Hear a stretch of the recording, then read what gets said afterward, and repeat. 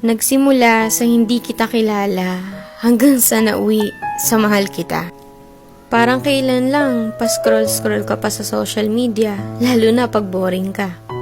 Yung tipong tamang like at shared post lang pinagkakalibangan mo.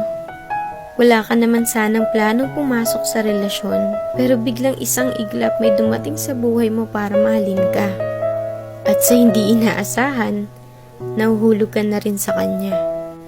Hanggang isang araw, yung akala mo magiging mag-isa, pero hindi pala, kasi may taong tatanggap sa'yo ng buo. Ang sarap nga naman magmahal pag mas mahal ka. Ang sarap makontento pag mas kontento sa'yo. Hahanap ka pa ba ng iba kung sobra-sobra na siya? Kaya nga sana wala na lang niloloko para wala na lang nasasaktan. Sana mapadpad kayo sa taong kayang pakalmahin puso nyo at hindi kayo bitawan sa mga panahong magulo na. Kasi sa totoo lang, iba yung saya pag nasa tamang tao ka na. Yung tipong kahit hindi mo siya palaging kasama o nakikita, alam mo hindi niya magagawang ipagpalit ka sa iba.